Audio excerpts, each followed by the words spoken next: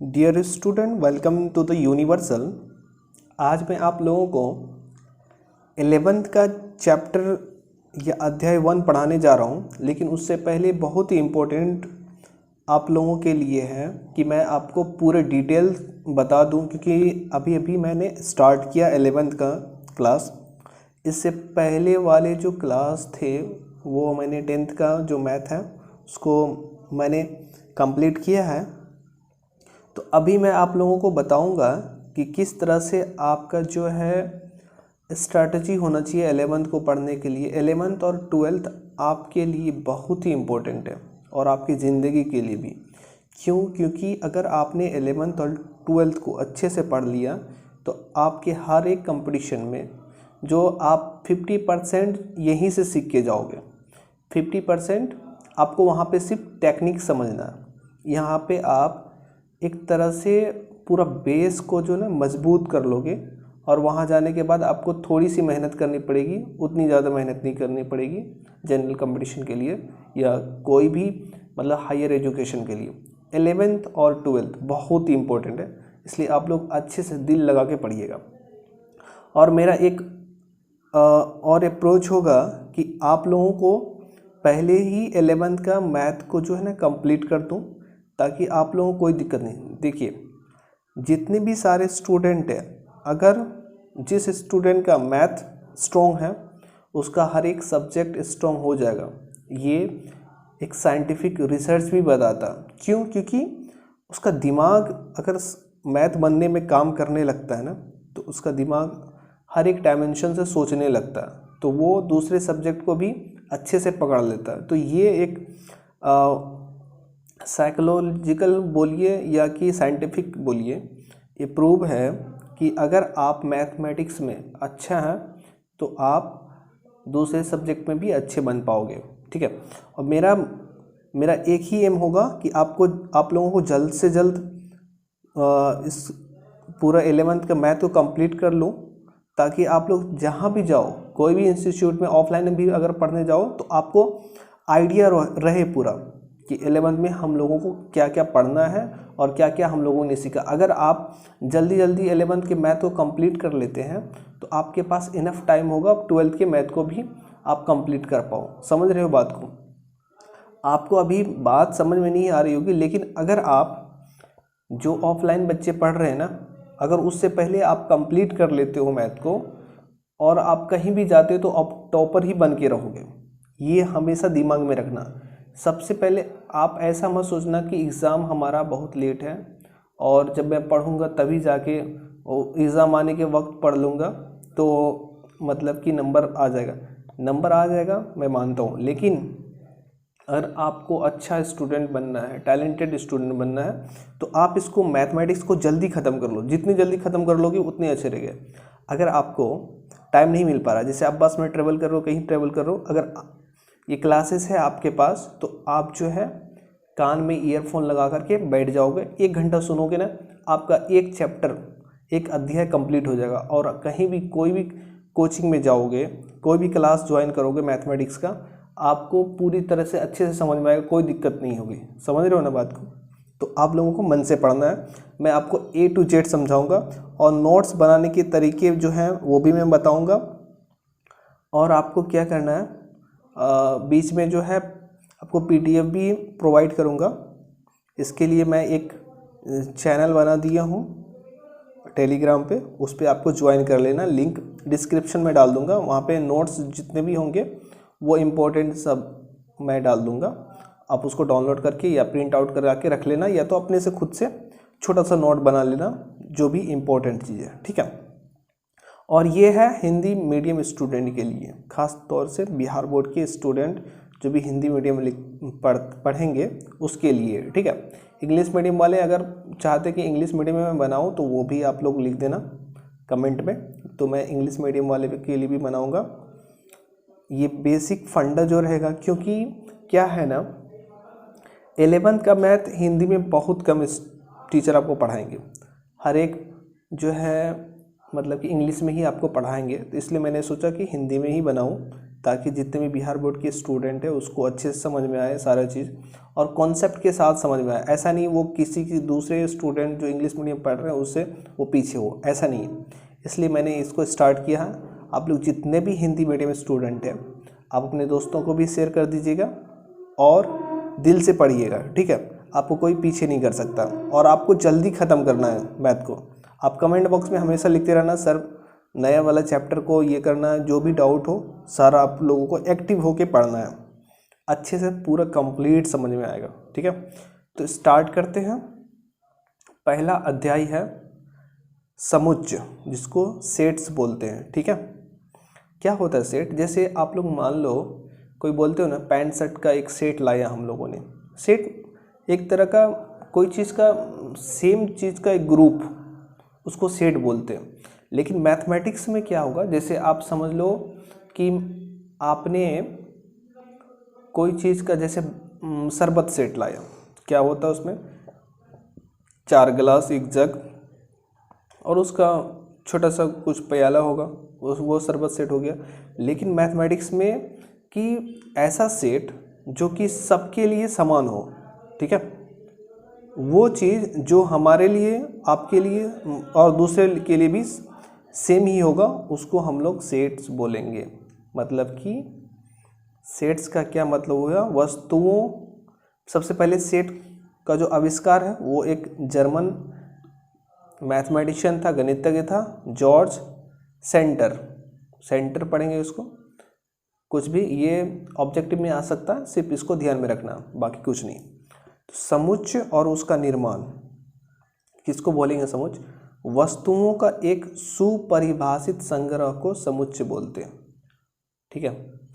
सुपरिभाषित का क्या मतलब कि जो चीज़, जैसे मैंने आपसे पूछा कि 5 बेस्ट राइटर का आप नाम लिखो हिंदी साहित्य का, तो आपके हिसाब से कुछ और होगा 5 ठो, कोई दूसरा के हिसाब से, मेरे हिसाब से कुछ और होगा। तो ये सुपरिभाषित नहीं हुआ, सबके लिए सेम होना चाहिए। जैसे अभी तक कितने भी प्रेसिडेंट है उसके नाम लिखो, तो जितना हमारे पास बनेगा 14 ठो, ये 15 ठो, उतना आपके पास भी बनेगा। क्यों? क्योंकि वो मतलब कि बदल नहीं सकता। प्राइम मिनिस्टर या प्रेसिडेंट जो इंडिया का बना है तो वो वही रहेगा ना, आपके लिए भी वही रहेगा, मेरे लिए भी वही रहेगा। तो उसको बोलते हैं सुपरिभाषित संग्रह, जो सबके लिए। जैसे एक क्लास में, जिस 11th क्लास में आप बैठे हो, आप उसमें बोलेगा कि लड़कियों का जो संग्रह है, कितने लड़की है, तो आपके हिसाब से 10 लड़की होगा, तो अगर क्लास में 10 लड़की है तो 10 ही लड़की होगा ना, उसको चेंज तो कर नहीं सकते हैं आप। तो एक सुपरिभाषित हो जाएगा सबके लिए, जितने भी बॉयज़ हैं सबके लिए गर्ल्स तो 10 ही होंगे ना। तो उसको मतलब ये रखना है, सुपरिभाषित मतलब ये हुआ कि आपके हिसाब से और दूसरे के हिसाब से बराबर, मतलब कि सेम ही होगा, ठीक है, डिफरेंस कहीं नहीं होगा, तो उसको बोलते हैं सुपरिभाषित संग्रह। तो वस्तुओं का सुपरिभाषित संग्रह को सेट बोलते हैं या समुच्चय बोलते हैं। अब क्या है, एक एग्जाम्पल, 2 एग्जाम्पल मैंने लिख दिया है कि पहली 5 अभाज्य संख्याओं का सेट। अगर मेरे से पूछेगा या किसी रमेश से, सुरेश से, किसी से भी पूछे, वो 5 अभाज्य संख्या, पहली 5 अभाज्य संख्याओं क्या लिखेगा? 2, 3, 5, 7, 11 ही लिखेगा ना, इसके अलावा तो और कुछ लिख नहीं सकता, क्योंकि यही है यूनिवर्सल, ठीक है। जैसे 10 से कम विषम प्राकृतिक संख्या, 10 से कम क्या होगा? 1, 3, 5, 7, 9, ये विषम प्राकृतिक संख्या हो गया। तो आपके लिए भी वही होगा, टीचर के लिए भी वही होगा, सबके लिए वही होगा। तो ये हो गया हमारा एक सुपरिभाषित संग्रह, इसी को बोलते हैं सेट बोलिए या समुच्चय बोलिए, ठीक है। अब क्या है, कुछ कुछ जो टर्मिनोलॉजी है उसको आपको याद रखना है। याद क्या, आपने पढ़ा होगा पहले, ठीक है। तो ये सब डिनोशन में काम आएगा आगे जब पढ़िएगा। एन जब देखिएगा तो एन का क्या मतलब हुआ? प्राकृतिक संख्याओं का समुच्चय। प्राकृतिक संख्या किसको बोलते हैं? गिनती की संख्या 1, 2, 3, 4, 5, 6। और जेड जो है पूर्णांकों का समुच्चय, इसमें धनात्मक भी होगा, ऋणात्मक भी होगा, ठीक है। जेड प्लस कर देंगे तो धन पूर्णांकों का समुच्चय। क्यू क्या है? परिमेय संख्या का सेट। परिमेय संख्या क्या? P by Q, Q not equal to 0, उसका जो सेट है। और वास्तविक संख्या, वास्तविक संख्याओं का सेट R से डिनोट करते हैं। Z प्लस धन पूर्णांकों, इसी पे अगर प्लस दे देंगे तो सिर्फ धन पूर्णांक। ये पूर्णांकों का क्या मतलब क्या, अगर -3 है, -2 है, -1, 0, 1, 2, 3, डॉट डॉट डॉट 3 तो इधर भी 3, मतलब कि इनफाइनाइट हो गया, ये पूर्णांक हो गया पूरा। ठीक है, अगर यहाँ तक लेंगे तो ये सिर्फ क्या हो गया, नेचुरल नंबर। ठीक है, अगर इसको भी मिला लेंगे तो पूर्ण संख्या, होल नंबर जिसको बोलते हैं W से। ठीक है, ये सब पहले पढ़ चुके होंगे। रियल नंबर, वास्तविक संख्याओं का सेट, उसी को Z प्लस कर देंगे यहाँ पे पूर्णांक संख्या, तो खाली क्या हो जाएगा 1 + 1 2 3 4 5 6 का सेट। अब देखिए नोट में आपको कुछ बातें याद रखनी होगी। ये सारे जो सेट का जो भी एलिमेंट होगा, उसको इंग्लिश में एलिमेंट बोलते हैं, उसको हिंदी में या तो आप वस्तु बोल दीजिए, या अवयव बोल दीजिए, या मेंबर सदस्य बोल दीजिए, या एलिमेंट बोल दीजिए, एक ही बात है। ठीक है, इसको याद रखना। आपको याद नहीं रखना, एक बार पढ़ लीजिएगा बस। समुच्चय को कैपिटल लेटर से निरूपित करते हैं, capital A, capital B, X, Y, Z जो भी होगा वो समुच्चय को डिनोट करेंगे।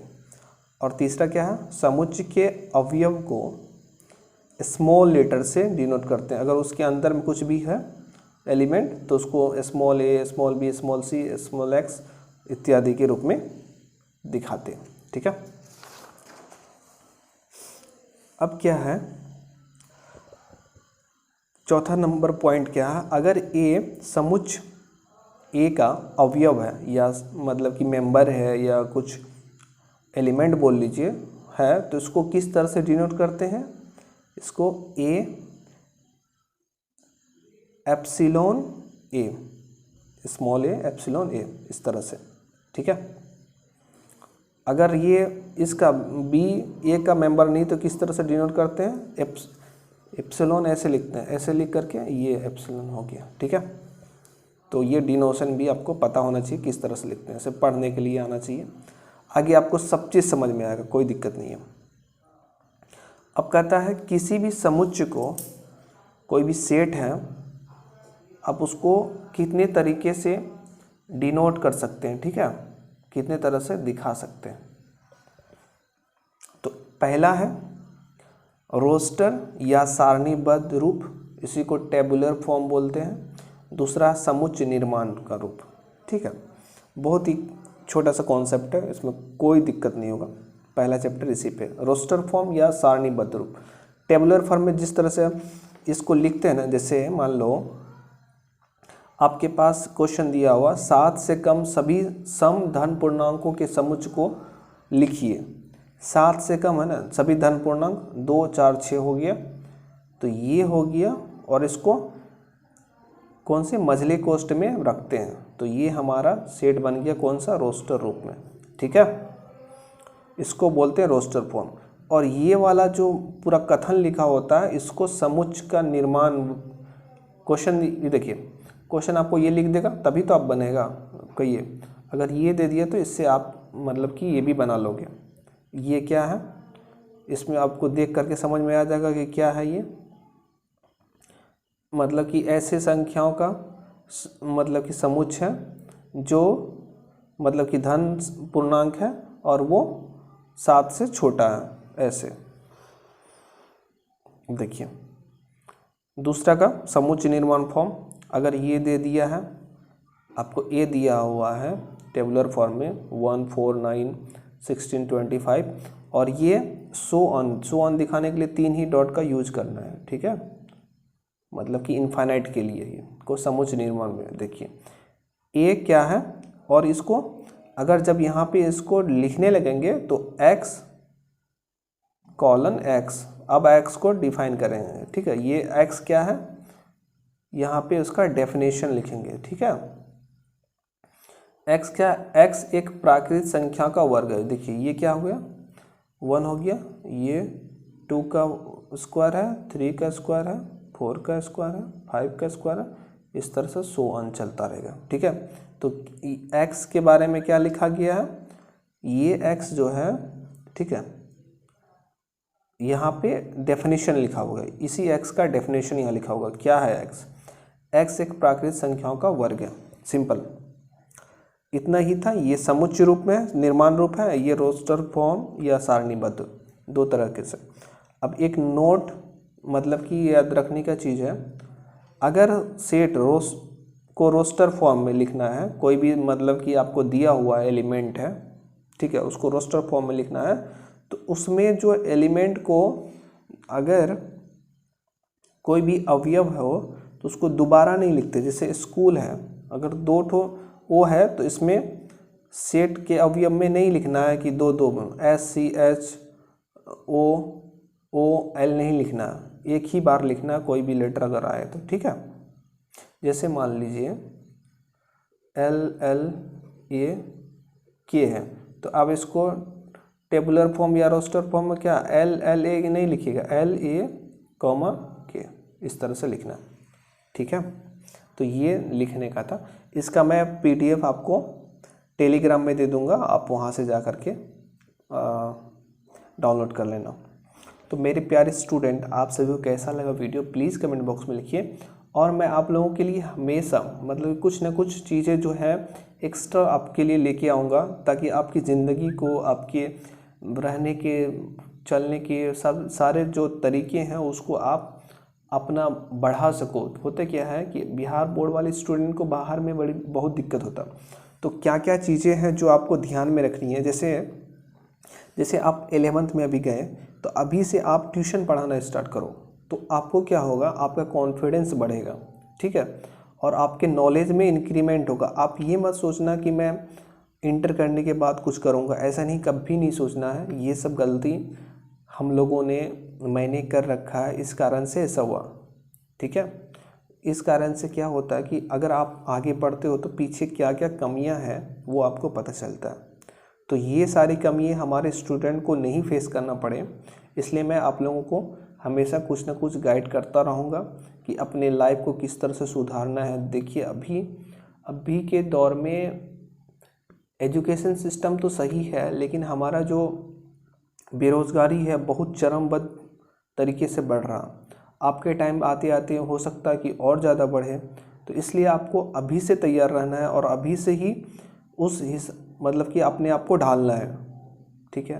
पढ़ाई पे पूरा फोकस करना है और एक्स्ट्रा एक्टिविटी, आप कुछ सीखना चाहते हैं वो भी सीखिए, जैसे कंप्यूटर है, लैपटॉप है, कुछ सीखते हैं, डिजाइनिंग करना है या कुछ और करना है वो भी सीखिए। क्यों? क्योंकि कहीं ना कहीं आप मतलब अगर एक चीज़ में, एक फील्ड में परफेक्ट होते हैं तो आपके लिए जो है अपॉर्चुनिटी बहुत बढ़ जाती है। लेकिन अगर आप वहीं चलते रहें भेड़िए के चाल में, तो आपके लिए बहुत जीना मुश्किल हो जाएगा आने वाले टाइम में, ठीक है। तो मेरे इस बात को ध्यान में रखिएगा। कोई भी डाउट हो ज़िंदगी से भी रिलेटेड या पढ़ने लिखने का, या समझ में नहीं आ रहा होगा कौन सा सब्जेक्ट रखना चाहिए, तो प्लीज़ कमेंट बॉक्स में लिखिए। मैं आप लोगों के लिए 24 आवर प्रेजेंट रहूँगा।